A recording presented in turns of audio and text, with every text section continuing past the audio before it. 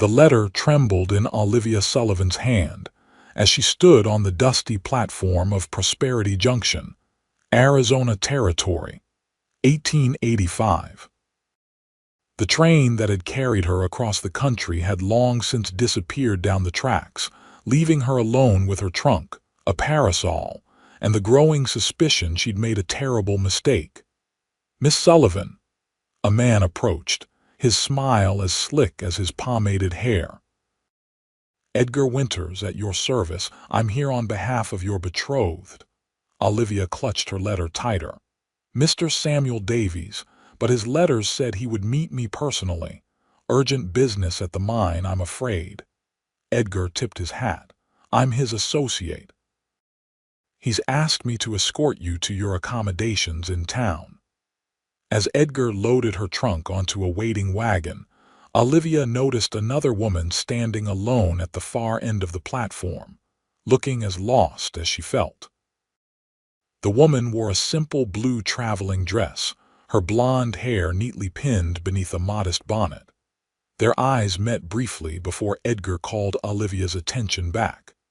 "We should be on our way, Miss Sullivan. It's nearly 20 miles to town, and the roads aren't friendly after dark."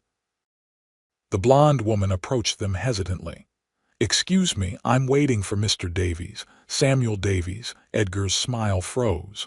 Olivia felt her heart drop to the soles of her dusty boots. "And you are?" Edgar's tone remained pleasant, but something sharp glinted in his eyes. "Hope Warner, sir." "Mr. Davies' fiancée." "That's impossible," Olivia said, finding her voice. "I'm Mr. Davies' fiancée."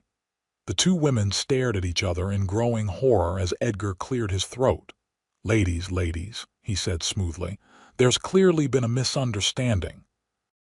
Perhaps you both corresponded with different men with the same name." Hope shook her head, producing a letter identical to Olivia's. "Prosperity Junction isn't large enough for such a coincidence." "I assure you, there's a simple explanation," Edgar insisted. "Let me take you both into town. Mr. Davies will sort this out." As Edgar loaded Hope's trunk alongside Olivia's, a tall figure on horseback appeared at the edge of the platform. The man's face was shadowed beneath his wide-brimmed hat, but Olivia could feel his gaze sweeping over the scene. "Everything all right here, Winters?" The rider's voice was deep, with a slight drawl that marked him as a local. Edgar's shoulders tensed. "Perfectly fine, Reed. Just helping these ladies with their luggage." The rider Reed dismounted with fluid grace. Up close, Olivia could see he was younger than she first thought, perhaps 30, with sun-weathered skin and eyes the color of a summer storm. His clothes were dusty but well-kept dark trousers, a faded blue shirt, and a leather vest. The badge pinned to his vest caught the late afternoon light. "Deputy Raid Ramsey," he introduced himself, touching the brim of his hat. "Welcome to Prosperity Junction, ladies. These are Mr. Davies' guests," Edgar said quickly. "I'm escorting them to town." "Is that so?" Reed's gaze lingered on Olivia, then Hope. "Strange." "Samuel Davies died 3 months ago. Mining accident." The silence that followed was deafening. Olivia felt the blood drain from her face as Hope gasped beside her. That's impossible," Edgar sputtered. "I just spoke with him yesterday. Did you now?" Reed's hand moved casually to rest near his holster. "Because I helped bury him myself." Edgar lunged for the wagon reins, but Reed was faster. In one smooth motion, the deputy drew his pistol and leveled it at Edgar's chest. "Ladies," Reed said without taking his eyes off Edgar, "I believe you've been corresponding with this man, not Samuel Davies. Isn't that right, Winters? Or should I call you by your real name? The one on those wanted posters from Kansas City." Edgar's face contorted with rage. "You can't prove anything. The letters in their hands might disagree." Reed's voice hardened. "How many others have you lured out here with promises of marriage to a dead man? How much did you charge them for the privilege?" Olivia's mind reeled as she remembered the money she'd sent ahead her life savings to secure her place as Mrs. Davies and help establish their new home. From Hope's stricken expression, she'd done the same. "Our money," Olivia whispered. "Did you steal our money?" "Investment," Edgar corrected with a desperate smile. "A small fee to process your applications. Completely legitimate." Reed shook his head.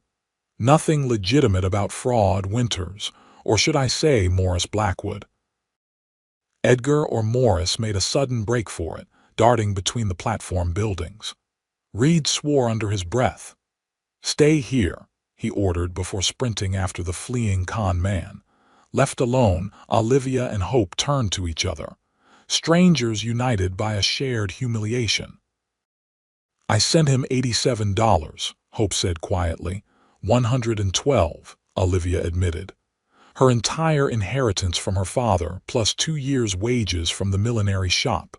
Everything I had." "What do we do now?" Hope asked, tears welling in her clear blue eyes. Before Olivia could answer, Reed returned, winded but triumphant, one hand clamped around the collar of a now handcuffed Morris. "Ladies, I'm afraid you've both been victims of a mail-order bride scheme." Reed's eyes softened with genuine sympathy. "Morris here has been operating this con for months, corresponding with lonely women back east, posing as Samuel Davies and other deceased men from our territory." "The money," Olivia began. "Likely spent," Reed said grimly, "but we'll see what we can recover." Morris sneered. "Good luck with that." Reed tightened his grip on the man's collar. "As for you two," he continued, addressing Olivia and Hope, "I wish I had better news. The next train east doesn't come through for 2 weeks. 2 weeks, Olivia echoed.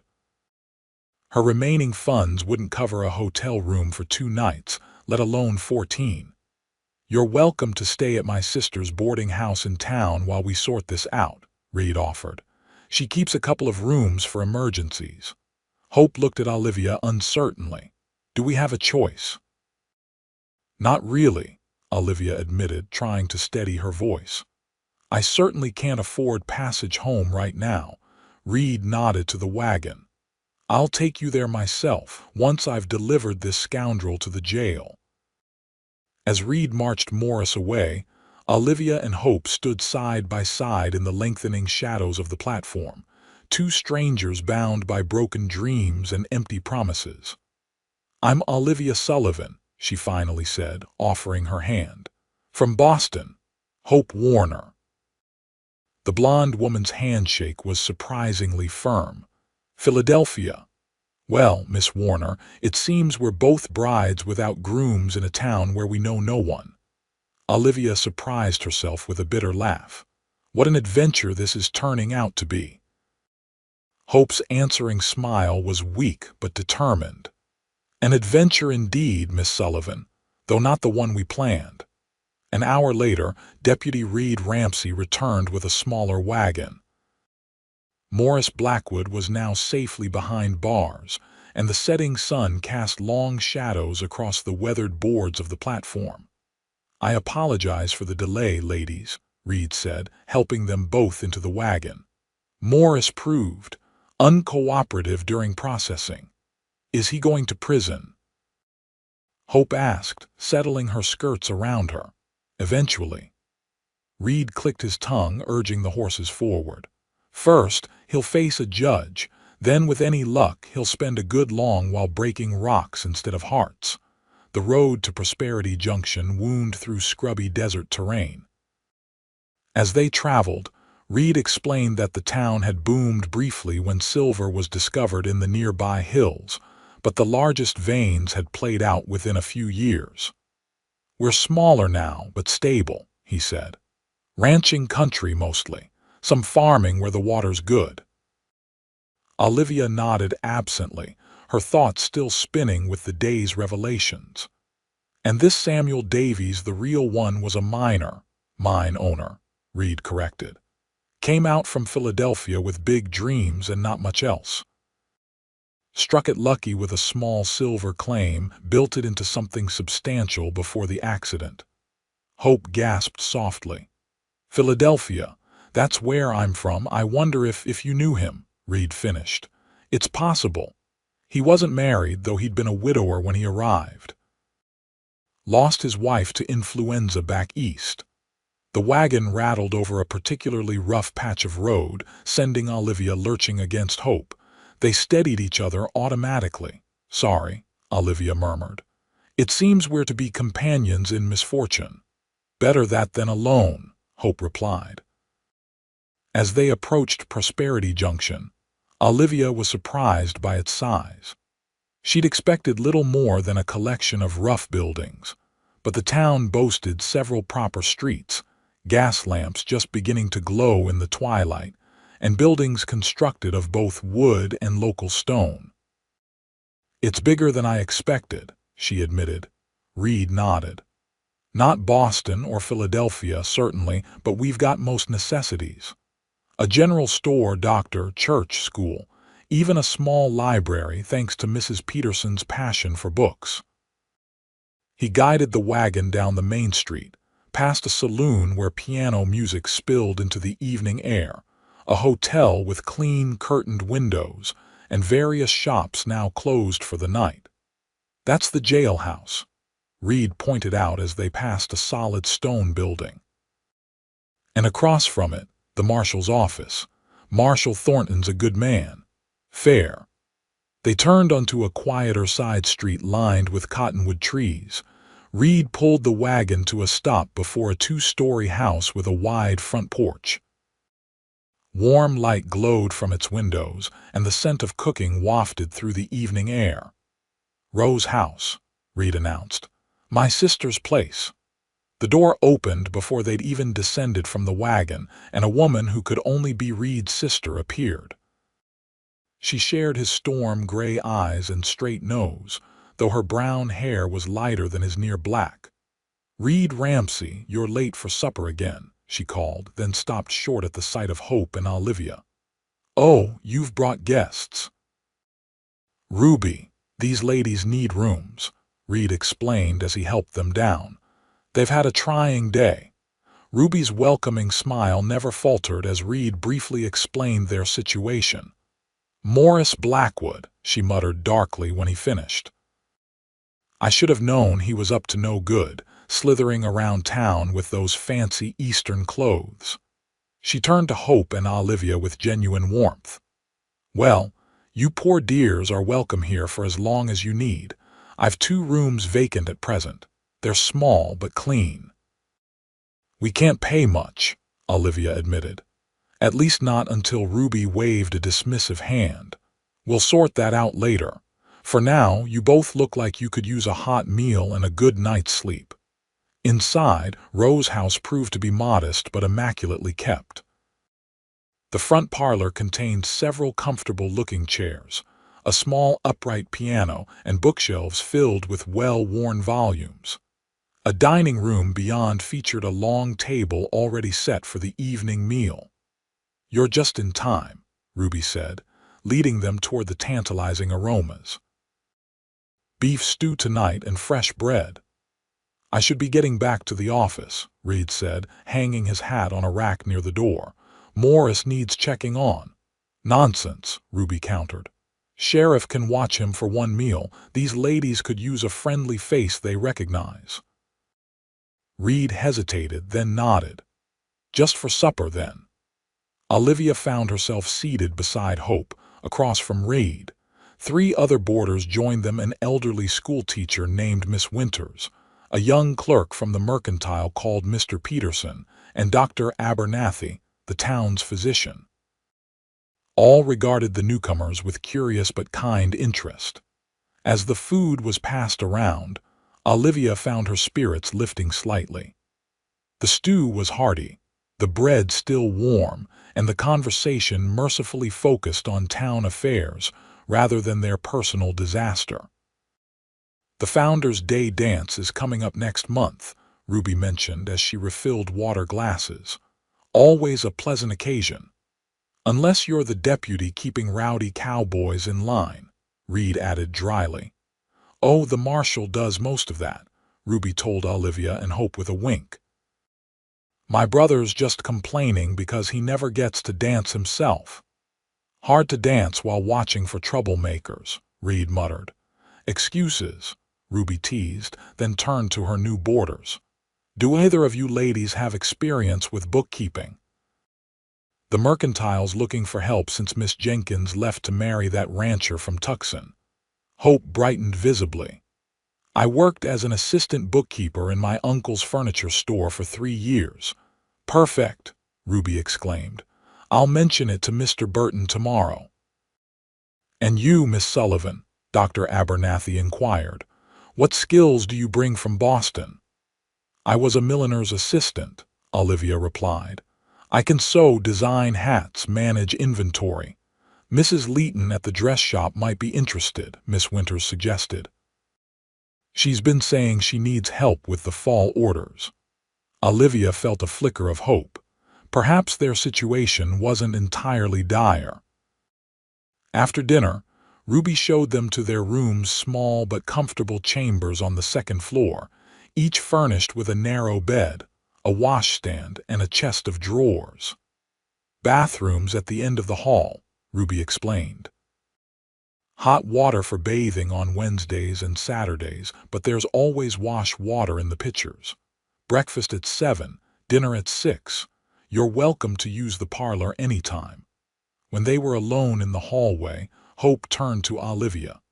It seems we've landed on our feet despite everything. For the moment, Olivia agreed cautiously. But what happens when the 2 weeks are up? I don't have enough for a ticket home even if I start work tomorrow. Hope's face fell. I hadn't thought that far ahead. I suppose we could stay a while longer, save up, perhaps.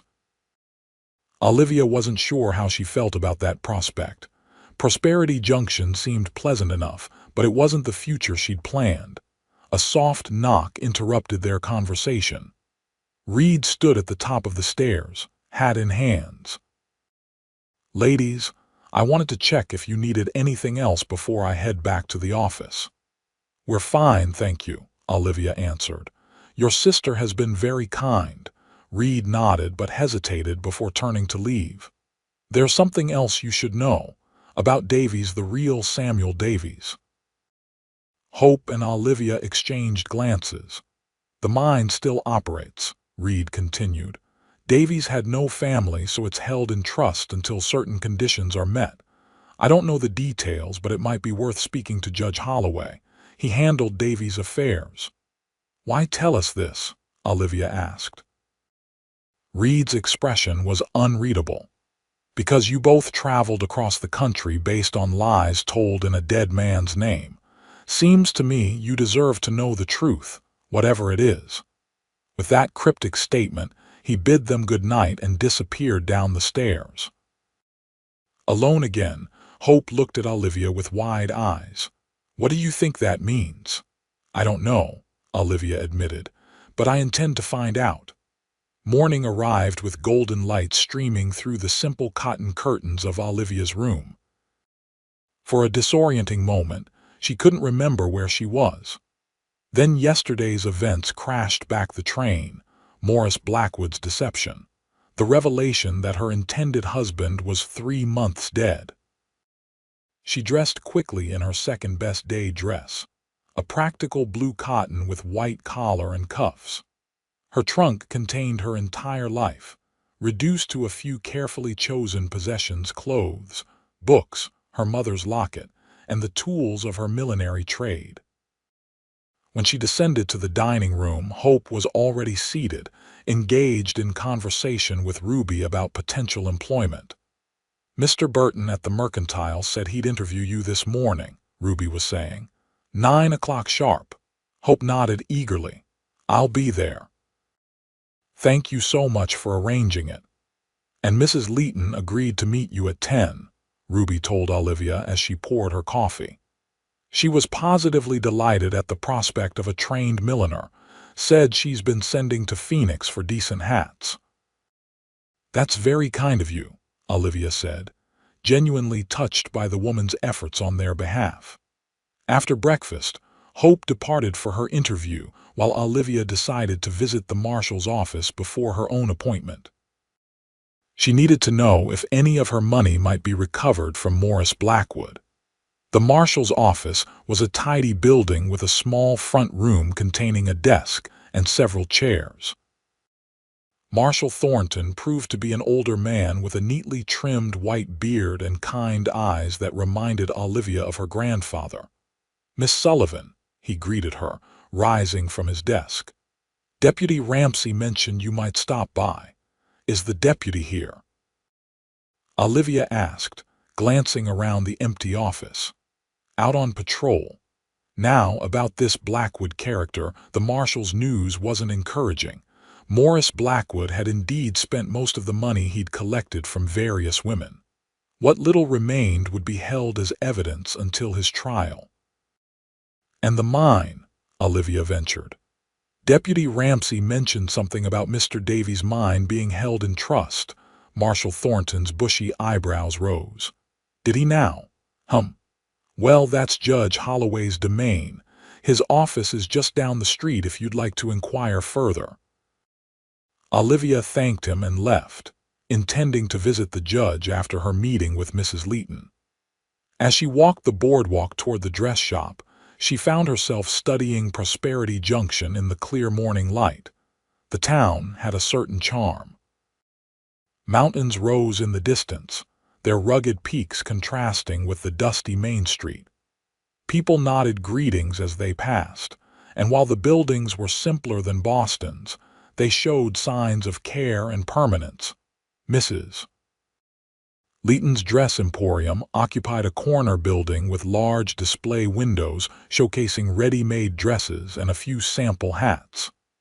Inside, the shop smelled pleasantly of new fabric, lavender sachets, and beeswax polish. The proprietress herself was a slender woman of about 50 with sharp eyes and nimble fingers. She questioned Olivia thoroughly about her experience, examined her stitching technique, and finally nodded with satisfaction. "You'll do," she declared. "I can offer $1 per day to start, more if your work proves exceptional. Hours are 8 to 6 with Sundays free." It was less than Olivia had earned in Boston, but given her circumstances, she accepted gratefully. "When would you like me to begin?" "Tomorrow morning. I've 3 wedding ensembles to complete before month's end, and the mayor's wife wants a new hat to match her blue silk." With employment secured, Olivia made her way to Judge Holloway's office. The judge was out on circuit, his clerk informed her, but would return in 3 days' time. "Perhaps I could help," the clerk offered. "I'm familiar with most of the judge's cases." "It's about Samuel Davies' estate," Olivia explained. "I understand his mine is held in trust." The clerk's helpful expression immediately closed. "Ah, that's a special situation. You'll need to speak with the judge directly." "Could you at least tell me the nature of the trust?" "I'm afraid not, miss. Confidential legal matters." Frustrated but undeterred, Olivia thanked him and left. As she stepped back onto the boardwalk, she nearly collided with Deputy Ramsey. "Miss Sullivan," he greeted her, steadying her with a hand on her elbow. "How are you settling in?" "Well enough," she replied, aware of his hand's warmth even through her sleeve. "I've secured employment with Mrs. Leeton beginning tomorrow. Congratulations." His smile transformed his serious face, creating creases at the corners of his eyes. "Ruby mentioned Miss Warner found a position at the Mercantile as well." "Yes, she's there now." Olivia hesitated, then added, "I tried to see Judge Holloway about Mr. Davies' estate, but he's away." Something flickered in Reed's expression. 3-day circuit ride. He'll be back Tuesday. So I was told. She studied his face, trying to read the thoughts behind those storm-gray eyes. "Deputy Ramsey, you know what conditions are attached to Mr. Davies' trust?" "Not exactly," he answered, choosing his words carefully. "Only that it involves his mine and certain stipulations in his will." Stipulations that might involve mail-order brides. Olivia pressed. Reed's jaw tightened. I think that's a conversation for the judge, Miss Sullivan. Olivia nodded, though frustration burned within her. Very well. I should get back to Rose's house. I promised Ruby I'd help prepare vegetables for dinner. May I walk with you? Reed offered. I'm headed that direction myself. They walked in silence for a moment, the dusty street busy with midday activity. A loaded wagon rumbled past, followed by two cowboys on horseback who tipped their hats respectfully to Olivia. Prosperity Junction seems like a decent place, Olivia remarked. It is, Reed agreed. Not perfect, but the people look out for each other. And you? Have you always lived here? Reed shook his head. Grew up on a small ranch about 20 miles north. Came to town 5 years ago after my parents passed. Ruby was already running Rose's house by then. I'm sorry about your parents. Thank you. It was fever took them both within a week of each other. His expression grew distant. Ruby and I sold the ranch. Neither of us could bear working it without them. And you became a deputy. Seemed a good way to be useful. Reed's gaze swept the street, ever vigilant even in casual conversation. What about you, Miss Sullivan? What brought you to answer an advertisement for a mail-order bride? The directness of the question caught Olivia off guard. That's rather personal, deputy. Forgive me, he said immediately. You're right. They walked another block in silence before Olivia spoke again. My parents died when I was 16. My aunt took me in but made it clear I was an unwelcome burden. When I turned 18, I found work at Madame Beaumont's millinery and moved into a boarding house. She paused, remembering the tiny room she'd called home for 5 years. It was a decent life, but lonely. When my aunt passed last year and left me a small inheritance, I saw Mr. Davies, or rather Morris Blackwood's advertisement in the newspaper. It seemed a chance for something more. Reed nodded, his expression thoughtful. And Miss Warner, do you know her story? Not really. We've had little chance to talk privately. Olivia glanced at him curiously. Why do you ask? Just trying to understand the situation fully, Reed replied.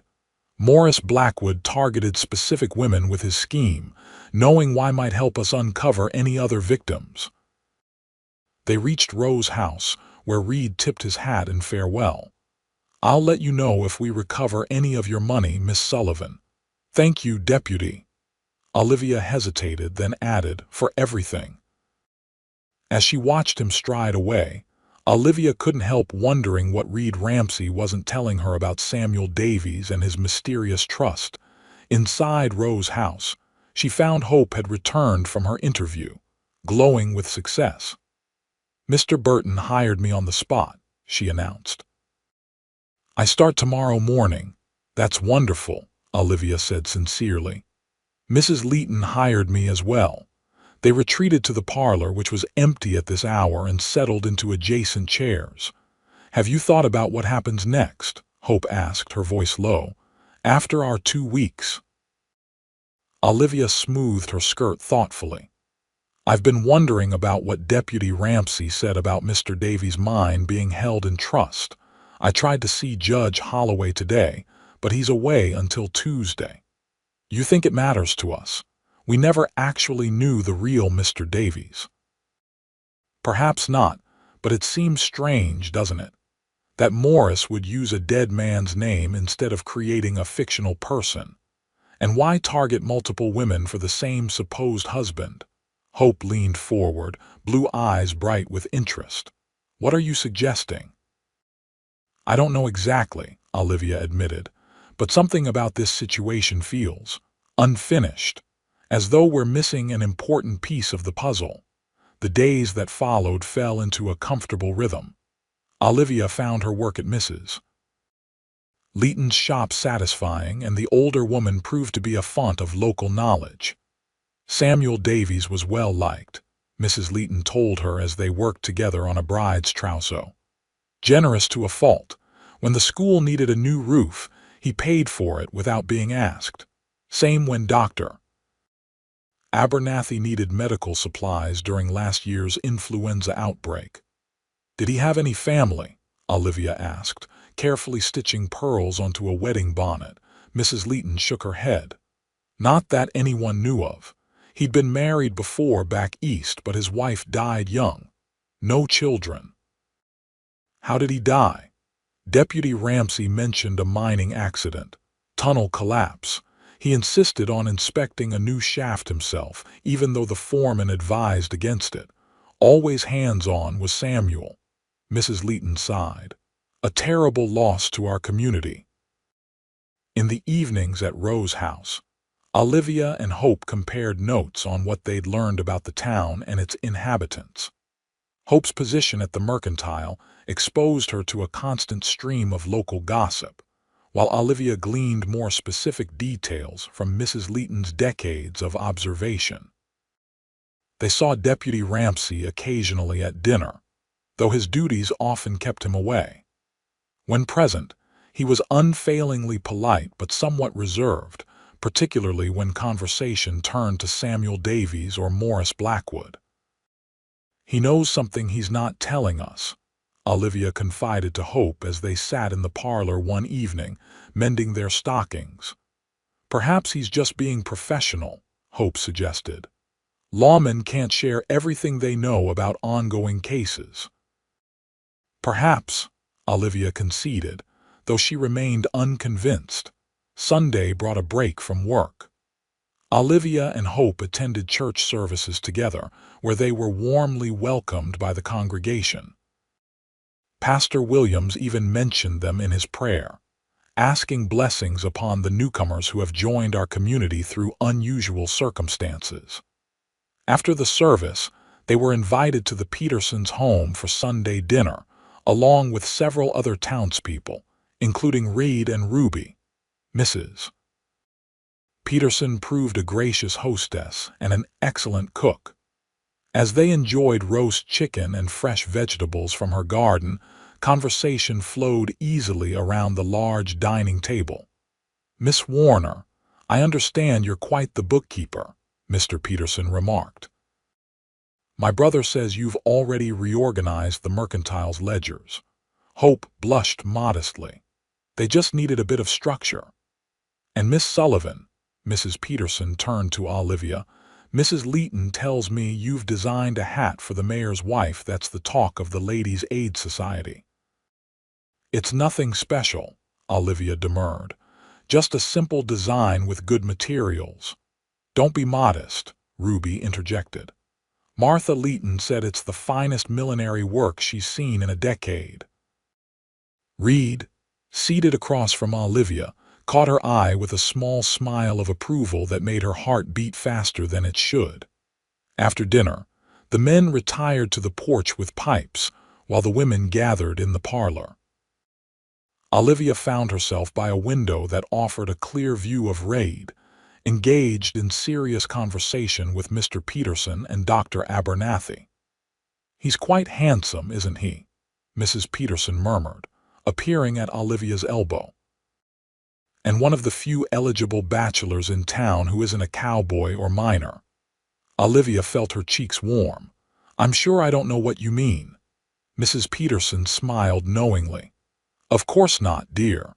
More tea." Tuesday finally arrived, and with it, Judge Holloway's return to Prosperity Junction. Olivia had arranged with Mrs. Leeton to take her lunch hour late, allowing her to visit the judge's office at noon. Judge Holloway proved to be younger than she expected, perhaps 45, with shrewd eyes and a precisely trimmed beard. "Miss Sullivan," he greeted her after his clerk had shown her in. "I understand you wish to discuss Samuel Davies' estate." "Yes, Your Honor." Olivia sat primly in the chair he indicated.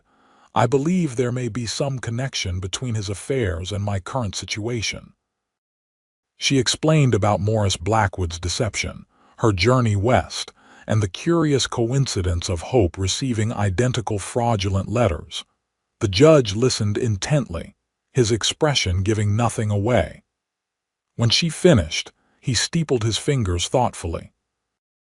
An interesting situation, to be sure. He rose and moved to a large oak filing cabinet, from which he extracted a thick folder. Samuel Davies' will is indeed unusual, Miss Sullivan. He returned to his desk and opened the folder. Mr. Davies came to me 6 months before his death to revise his will. He had a premonition. It seems expressed concern that his work was becoming increasingly dangerous. Judge Holloway skimmed several pages before continuing. The bulk of his estate, primarily the Silver Star Mine, was placed in trust with specific conditions for its dispensation. What conditions? Olivia asked, leaning forward. Mr. Davies had advertised for a mail-order bride, the judge revealed, but died before any arrangements could be finalized. His will stipulated that should any woman arrive in Prosperity Junction with legitimate correspondence from him regarding marriage, she would inherit half his estate. Olivia's breath caught. But I never corresponded with the real Mr. Davies. Precisely. Morris Blackwood intercepted Davies' mail after his death and continued the correspondence under his name, collecting money from unsuspecting women without any intention of fulfilling the terms of the will. And Hope Miss Warner, the same, I presume. Though I'd need to see her correspondence to verify. Olivia's mind raced. But if neither of us has a legitimate claim, what happens to the mine? After 1 year, if no bride appears, the mine transfers to a collective trust for the town's benefit.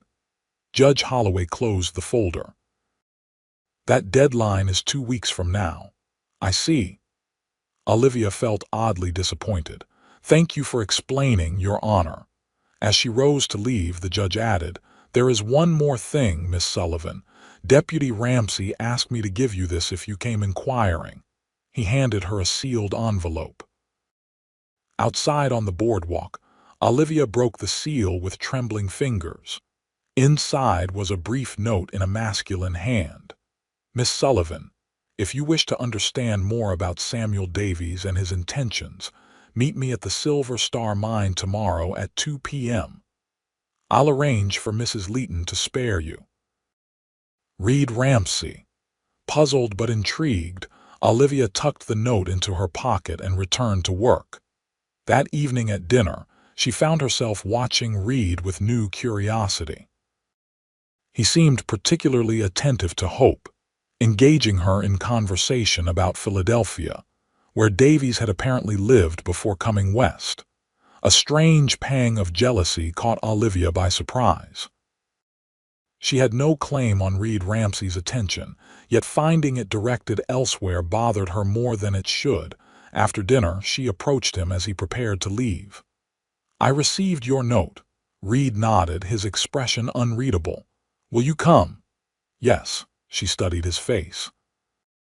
But why all the mystery? Why not simply tell me what you know?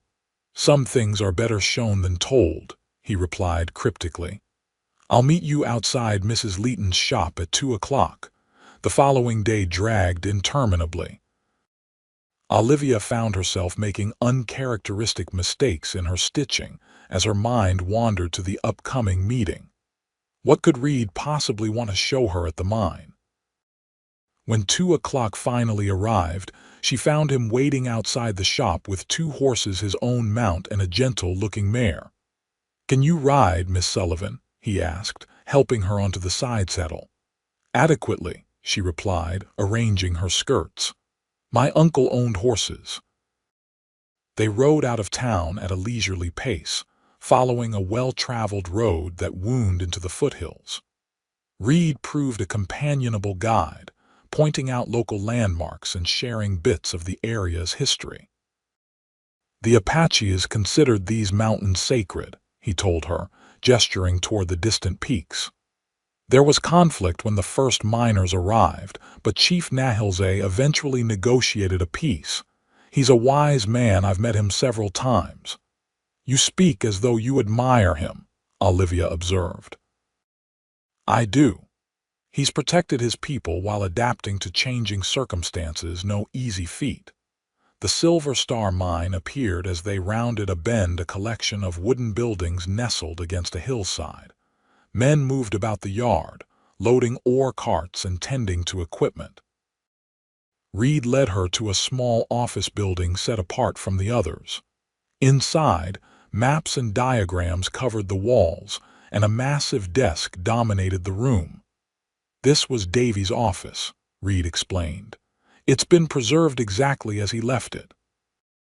Olivia moved slowly around the space, taking in the details: geological specimens labeled in a careful hand, a half-finished letter in the same writing, books on mining engineering lining shelves. "Why bring me here?" she asked finally. Reed opened a drawer in the desk and removed a leather-bound journal. "Because of this." He handed her the book. Inside, she found Samuel Davy's private thoughts, recorded daily for years. She skimmed the early entries: his arrival in Arizona Territory, the discovery of silver, the gradual building of his business. Then, Reed gently turned the pages to an entry dated about 7 months before Davy's death. "I find myself increasingly alone as success grows. The mine prospers, but what meaning has prosperity without someone to share it? I have decided to advertise for a bride, though the notion seems strange. Yet how else might I find companionship in this remote place? I shall be honest about my circumstances and hope that somewhere a woman of courage and character might see beyond the advertisement to the man behind it." Subsequent entries detailed his correspondence with several potential brides, his hopes and doubts. Then, a specific entry caught Olivia's eye. "Two responses stand out among the many I've received. Miss Sullivan of Boston writes with intelligence and apparent honesty about her circumstances and aspirations. Similarly, Miss Warner of Philadelphia expresses herself with refreshing directness. I find myself unable to choose between them based solely on letters.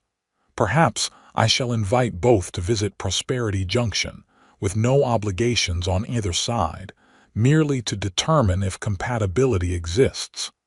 Olivia looked up at Reed in astonishment. "He was writing to both of us." "The real Samuel Davies," Reed nodded. "Morris didn't randomly choose his victims. He specifically targeted the women Davies had already selected and communicated with." "But how? These are just private journal entries." Davies confided in his foreman, who mentioned it in town. "Word travels fast in small communities." Reed took the journal gently from her hands. "There's more. The last entry, written the day before he died." Olivia read the final page. "I've made my decision. I will invite both Miss Sullivan and Miss Warner to Prosperity Junction. Life here is difficult for a woman alone, and I've come to believe that the traditional marriage arrangement may not be the only path to happiness. Perhaps one might find employment in town while the other, if willing, might share my home and name.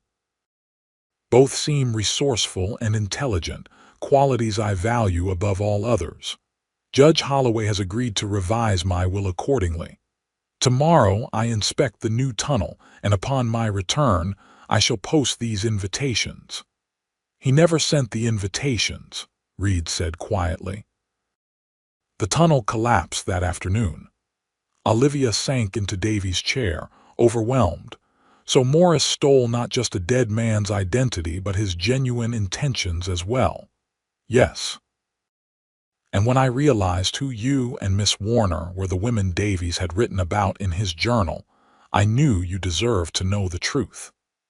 But the will, Judge Holloway said, neither of us has a legitimate claim because we never corresponded directly with Davies." Reed leaned against the desk, his expression thoughtful. "Technically, that's correct, but Davies' intention is clear from his journal. He meant for both of you to come to Prosperity Junction, possibly for one of you to marry him." "What difference does that make now?" Olivia asked. "He's gone." "Perhaps none," Reed admitted. Or perhaps it could mean everything.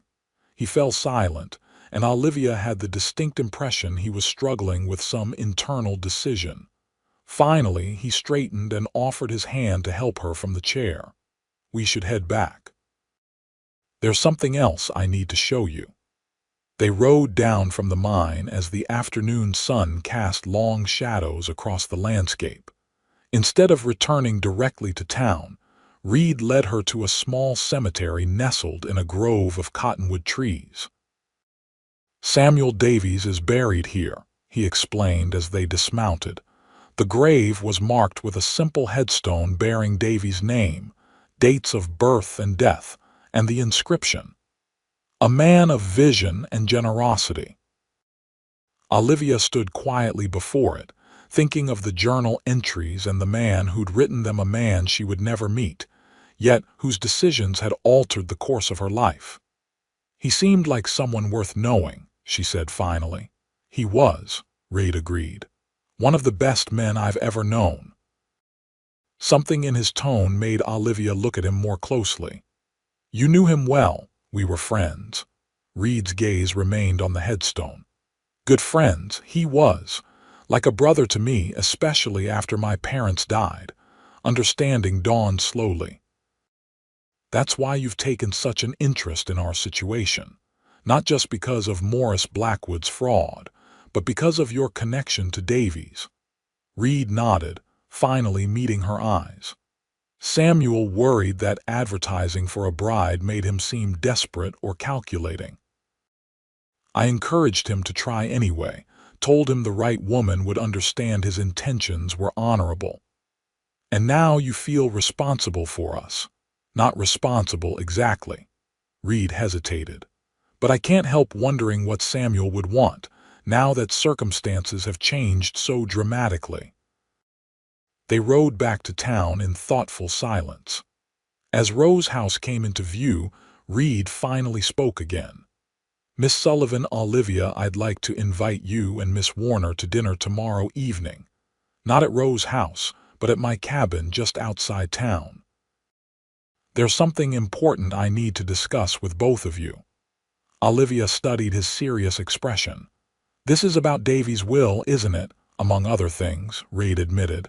"Will you come?" "Yes," she agreed. "I'll speak to Hope." That evening, Olivia and Hope sat in Olivia's room, the journal Reed had lent her open between them on the bed. "I can hardly believe it," Hope whispered after reading the crucial entries. "All this time, we've been corresponding with an imposter, yet the real Mr. Davies actually had selected us both." "It's like something from a novel," Olivia agreed. "Too fantastic to be believed, except that it's happened to us." "What do you think Deputy Ramsey wants to discuss tomorrow?" Olivia shook her head. "I'm not sure, but I suspect it relates to Davies' estate.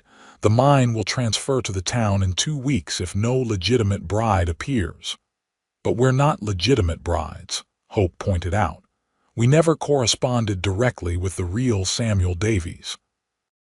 "That's technically true, but his journal clearly shows his intentions." Olivia closed the leather-bound book gently. "Perhaps Deputy Ramsey has found some legal avenue we haven't considered." Hope studied her curiously. "You've started calling him Reed." Olivia felt herself flush. "Have I?" "I hadn't noticed. MMM." Hope's smile was knowing. "He certainly notices you. Don't be ridiculous," Olivia protested, though her heart quickened at the suggestion. "He's simply being kind because of his friendship with Davies, if you say so." Hope rose to leave. "Whatever his reasons for tomorrow's invitation, I'm curious to hear what he has to say."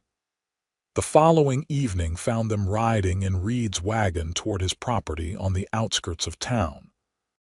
His cabin proved to be a sturdy, well-built home with a wide porch and newly planted cottonwood saplings along the approach. "This is lovely," Hope commented as Reed helped them down from the wagon. "Thank you. Built it myself over the past 2 years."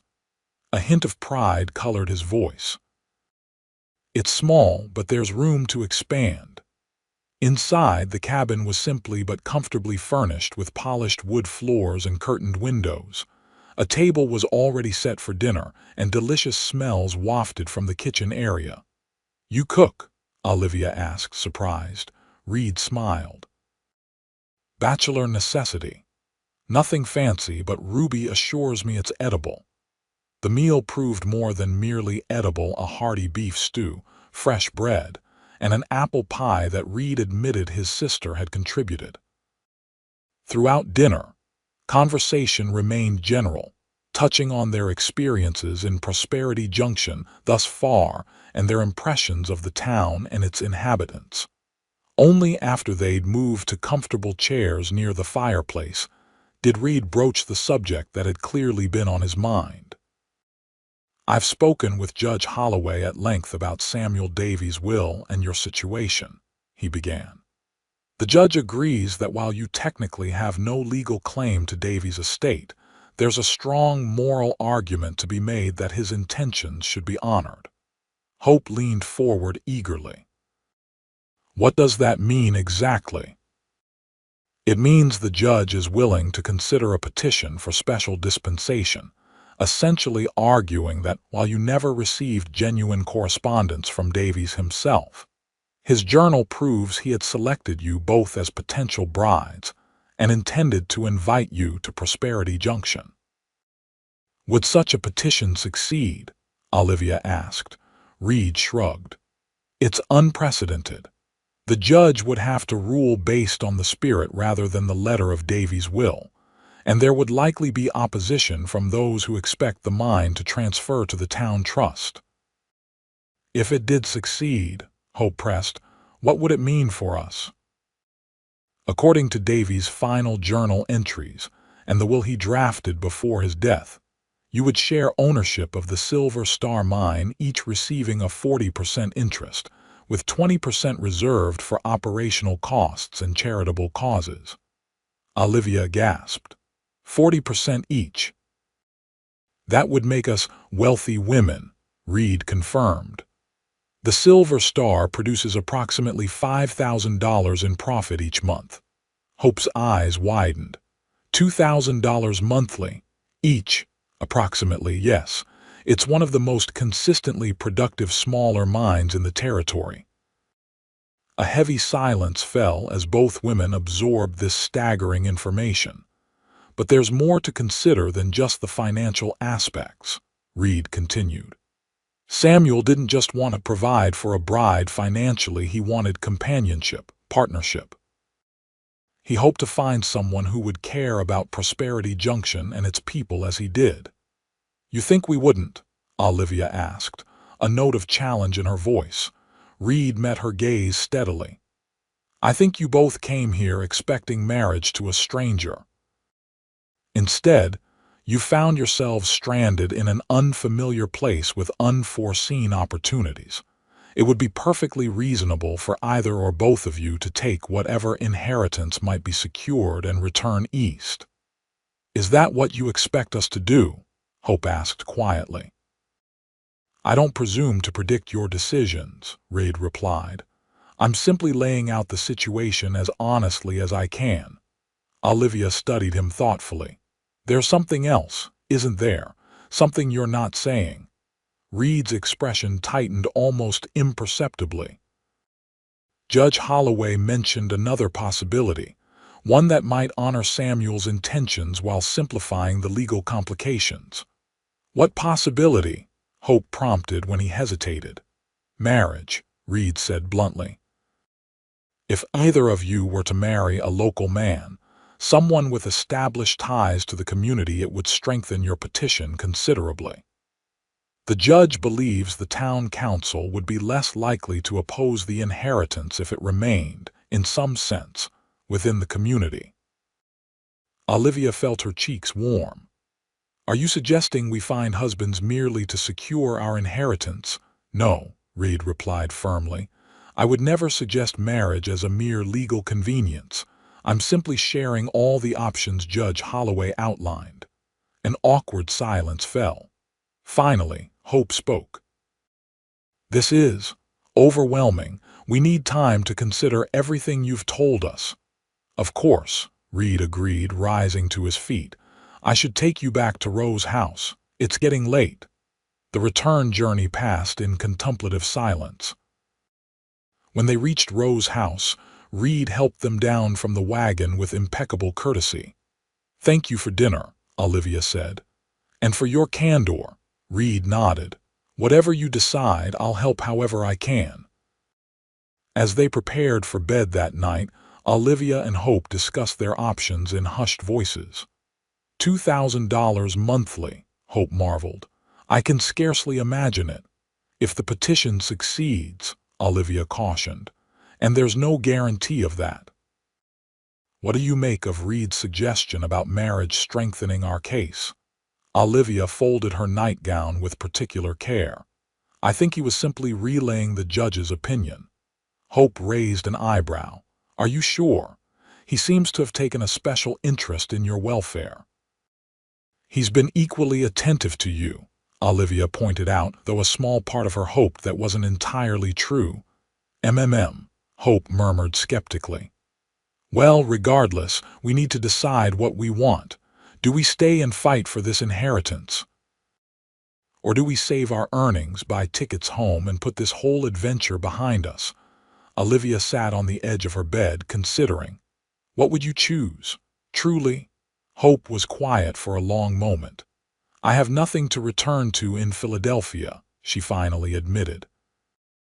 My uncle's business failed after I left, and my only other relatives made it clear I was a burden. Here, I have meaningful work, people who value my skills, and for the first time, real possibilities. So you'd stay? Even without the inheritance, I think I would. Hope looked at Olivia curiously. What about you? The question lingered in Olivia's mind long after Hope had retired to her own room. What did she want? Boston held no special ties for her now. Her position at the millinery could easily be filled by another girl seeking independence, and while Mrs.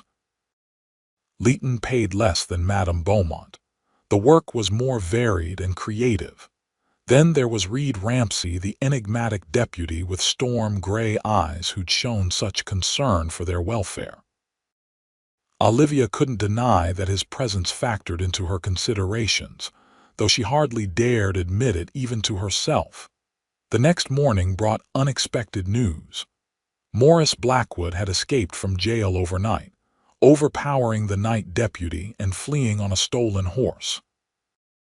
Reed's organized a search party, Ruby informed them at breakfast.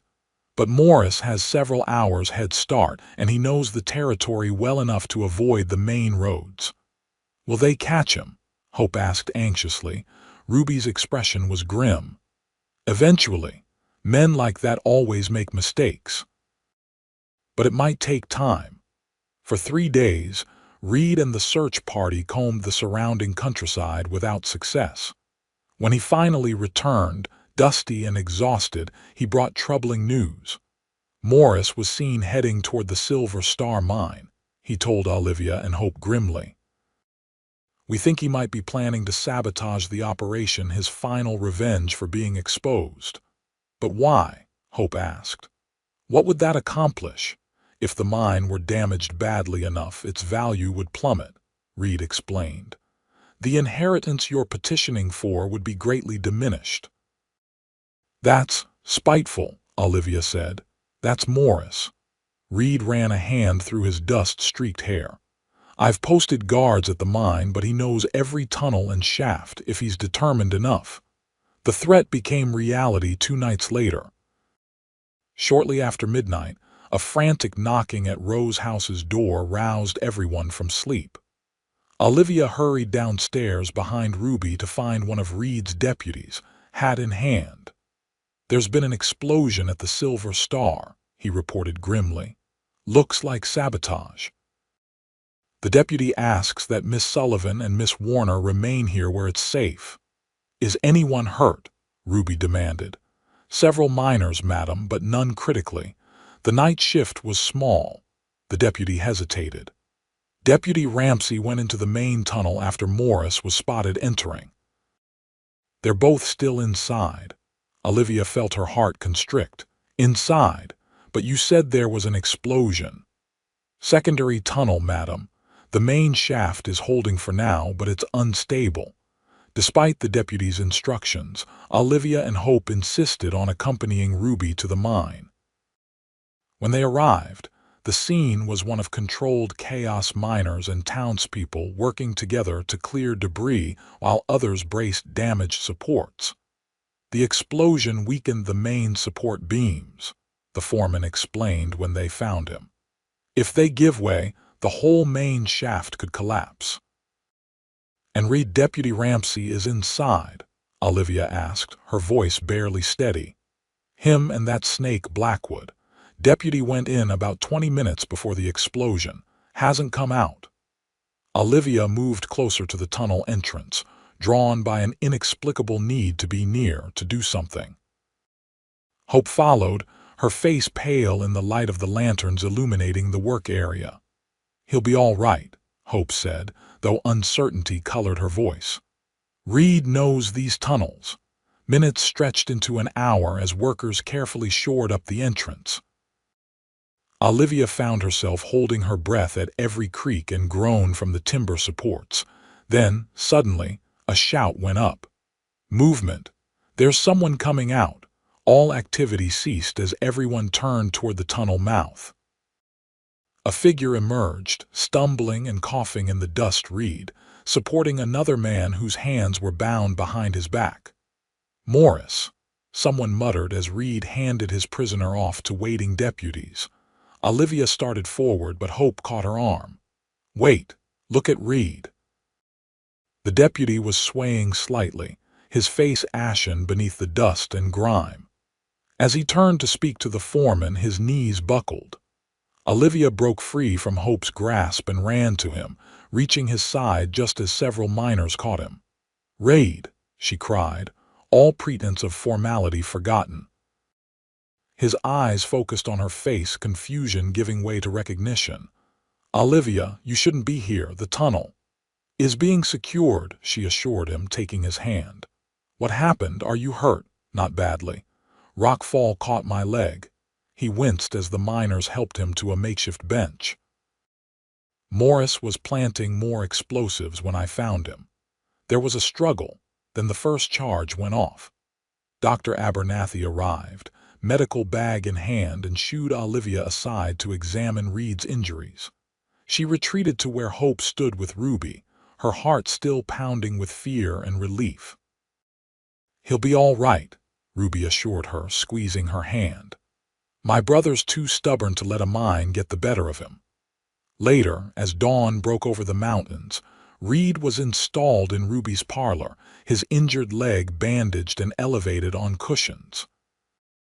Morris Blackwood was once again behind bars, this time under heavy guard, facing charges far more serious than fraud. Olivia and Hope took turns sitting with Reed while Ruby prepared breakfast. During Olivia's watch, he reached for her hand unexpectedly. I was afraid, he admitted quietly. Not of the tunnel collapse, but that Morris might escape again, might come after you or Hope. Us. Why would he? Because you're the reason his scheme failed, and because... Reed hesitated, then continued with visible effort. Because I care what happens to you, both of you, he added hastily. Olivia felt her pulse quicken. We care what happens to you as well. A small smile touched his lips. I noticed you dropped the Deputy Ramsey when you thought I might be seriously injured. Did I? Olivia tried to sound casual despite the warmth in her cheeks. I hardly remember. I remember, Reed said softly. I liked hearing my name in your voice. Their eyes met, and something electric passed between them, an acknowledgement of feelings neither had dared express directly. The moment was interrupted by Hope's entrance with a breakfast tray. If she noticed the charged atmosphere, she gave no sign, chatting cheerfully as she arranged the meal.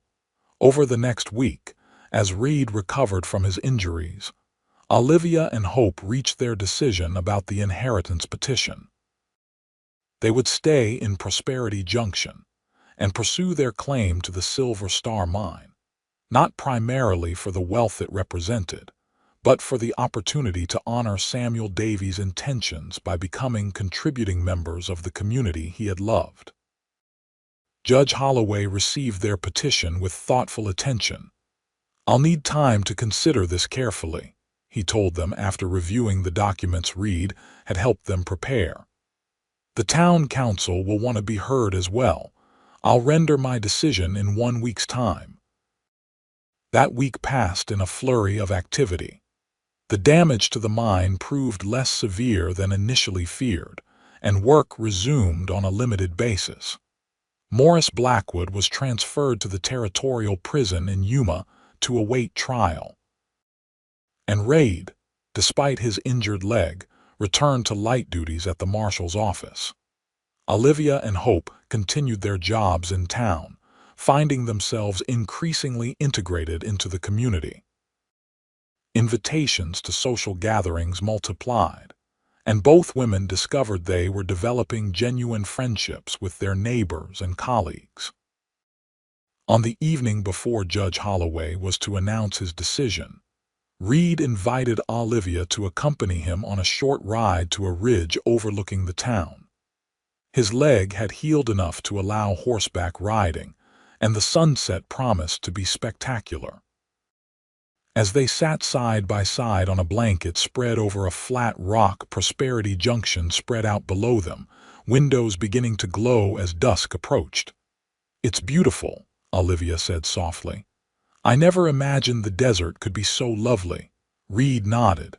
"It grows on you." The harshness hides a remarkable resilience. They watched the sunset in companionable silence, the western sky aflame with gold and crimson. As the first stars appeared, Reed turned to face her. "Olivia, regardless of the judge's decision tomorrow, I want you to know something." His voice was low, intense. "I didn't bring you to the mine that day just to show you Samuel's journal. I wanted you to see the place he loved, to understand why he chose this life." "I think I do understand," she replied. "There's a freedom here, a chance to build something meaningful." "Yes." Reed took her hand, his touch gentle but sure. "When Samuel told me he was advertising for a mail-order bride, I thought he was making a mistake, that no Eastern woman would understand or appreciate this life. But you and Hope have proven me wrong." "Hope, perhaps," Olivia said with a small smile. "She's adapted remarkably well. You both have. But it's you, Olivia, who's changed my thinking the most." Reed's gaze was steady, earnest. "I find myself wondering what Samuel would think, knowing that the woman he selected through letters has come to mean so much to me." Olivia's heart raced. "And what do you think he would say?" "I think," Reed said slowly, "he would approve. Samuel valued honesty and courage above all else. You've shown both in abundance." He shifted closer, still holding her hand. "I'm not offering marriage as a legal strategy, Olivia. Judge Holloway will decide your petition based on its merits.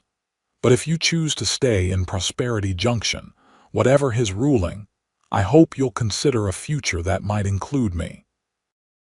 Olivia studied his face in the fading light, the strong lines softened by genuine emotion, the storm-gray eyes filled with hope and uncertainty. "Reed Ramsey," she said softly, "are you courting me?" A smile touched his lips. "Rather clumsily, it seems. But yes, I am." "Then yes," she replied, her own smile breaking free. "I will consider a future that includes you. In fact, I've been considering it for some time now." Their first kiss was gentle, a promise rather than a passion, sweet with possibility and hope. The following day, Judge Holloway delivered his ruling in the packed courthouse. After reviewing the evidence, Samuel Davies' journal, the fraudulent correspondence from Morris Blackwood, and testimonials from townsfolk who had known Davies, he announced his decision. "It is the finding of this court that, while Miss Sullivan and Miss Warner never corresponded directly with the late Samuel Davies, His journal entries clearly establish his intention to invite both women to Prosperity Junction as potential brides. Therefore, in keeping with the spirit of Mr. Davies' will, I hereby award each lady a 30% interest in the Silver Star Mine, with the remaining 40% to be held in trust for the benefit of the community, as Mr. Davies wished. A murmur swept through the courtroom, not of protest, as might have been expected, but of approval. It seemed that in the weeks since their arrival, Olivia and Hope had earned the respect and acceptance of their new neighbors. Outside the courthouse, Reed found Olivia amidst the crowd of well-wishers. "Congratulations, Miss Sullivan," he said formally, then added in a lower voice, "I never doubted the judge would see the justice in your claim." "Thank you for all your help," she replied. "I couldn't have done this without you." "Oh, I think you could have." His eyes sparkled with admiration. "You're a remarkably determined woman." "Determined enough to consider a permanent future in Prosperity Junction," she said meaningfully. Reed's smile deepened. "I'm very glad to hear that." 6 months later, on a perfect spring day, Olivia Sullivan became Olivia Ramsey in a ceremony at the Prosperity Junction Church. Hope Warner stood as her maid of honor, radiant in a blue dress that matched her eyes. The town turned out in full force for the celebration that followed, a testament to how completely both women had been embraced by the community. The Silver Star Mine, now jointly managed by Olivia, Hope, and a board of trustees representing the town's interests, had continued to prosper, funding improvements from a new school building to expanded medical facilities. As Reed led his bride in their first dance as husband and wife, he marveled at the twist of fate that had brought them together. "What are you thinking?" Olivia asked, noting his thoughtful expression. "That Morris Blackwood did us all a favor in a strange way," Reed replied. "His deception brought you here, where you belonged all along." "Where we belonged," she corrected, glancing toward Hope, who was deep in conversation with the new schoolteacher, a gentleman who had arrived from Denver the previous month and shown immediate interest in the beautiful bookkeeper. Later that evening, as they prepared to depart for a brief honeymoon at a hot springs resort in the mountains, Reed handed Olivia a small package wrapped in silver paper. "What's this?" she asked, surprised. "Open it," he urged.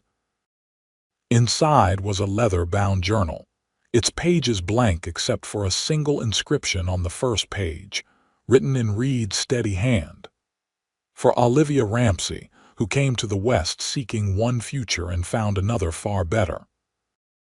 May these pages record our story as it unfolds, a tale of hope, courage, and love that began with 2 mail-order brides, a crook's deception, and a deputy who recognized a second chance at happiness when he saw it."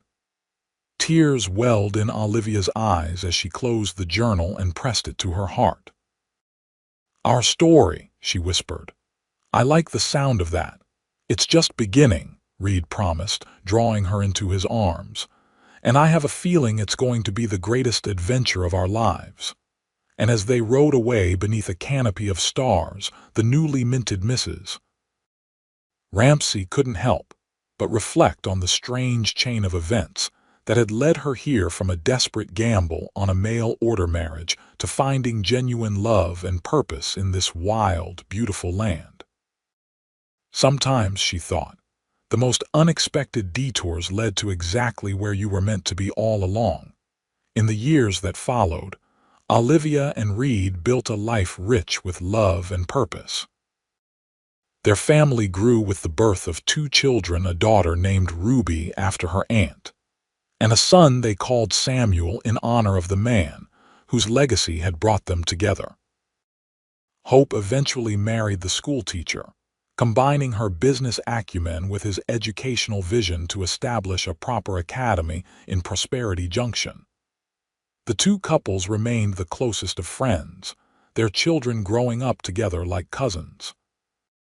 The Silver Star Mine continued to produce wealth for its owners and the town, though its operations eventually diversified under Olivia and Hope's innovative management.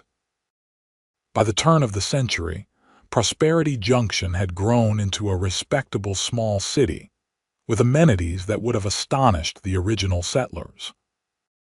And sometimes, on quiet evenings, Reed and Olivia would sit on their porch overlooking the town they loved, reading from the journal that chronicled their journey, a story that began with deception, but flourished into a legacy of love and community that would endure for generations to come.